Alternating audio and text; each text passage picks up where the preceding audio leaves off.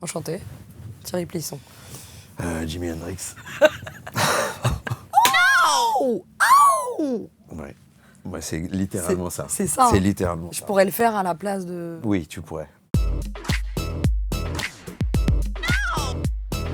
En quelques secondes, vous nous pitchez Ma mère Dieu et Sylvie Vartan. L'histoire d'une mère et de ses enfants, notamment un enfant qui naît avec une malformation, un pied beau, et contre tous les avis des médecins qui lui disent que son enfant sera handicapé et qu'il n'y a rien à faire, elle décide de se battre contre vents et marées, d'accomplir un miracle. Et sans spoiler, le miracle s'accomplit. Un Britannique a très justement écrit que puisque Dieu ne pouvait être partout, Est-ce que vous pouvez prévenir mon mari que je pars accoucher? il a donc dû inventer les mers.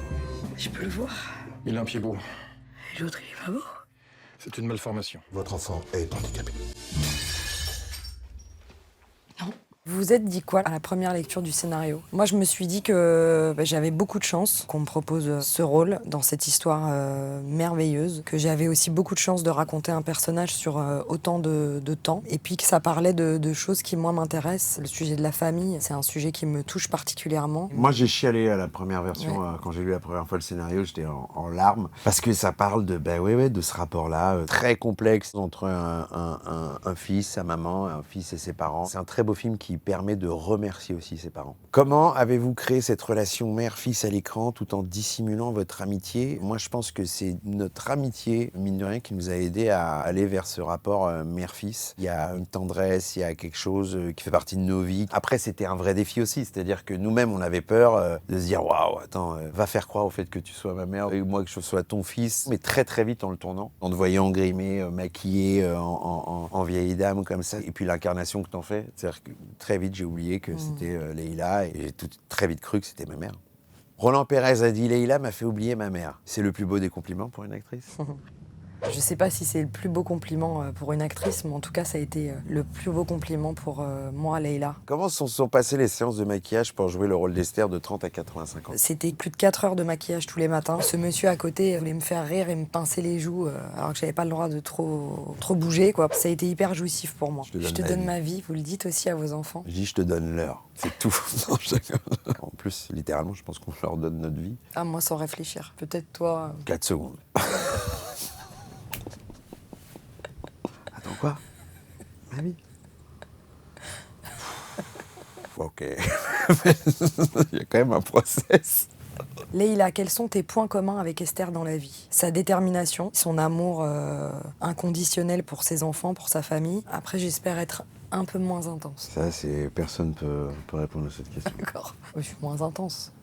Oui. Jonathan, ta maman a-t-elle des points communs avec Dexter? A-t-elle des points communs avec Dexter? Bah, Oui. pas tant que ça.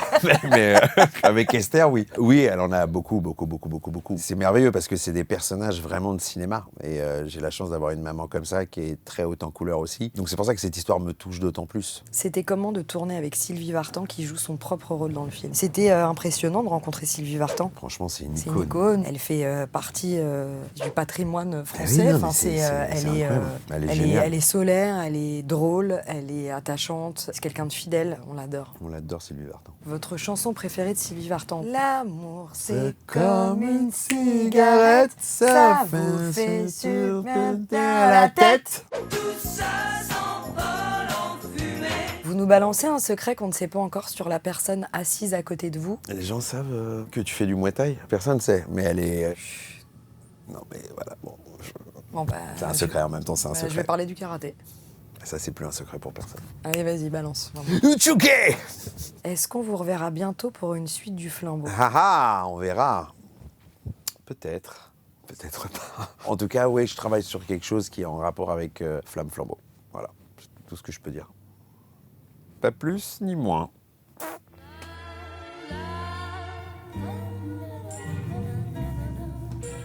C'est pas ça ta signature quand tu signes un chèque, par exemple. Mais parce qu'il y a un cœur là. Vous avez vu? Bah voilà, c'était pour vous. Allez, bisous. C'est bon.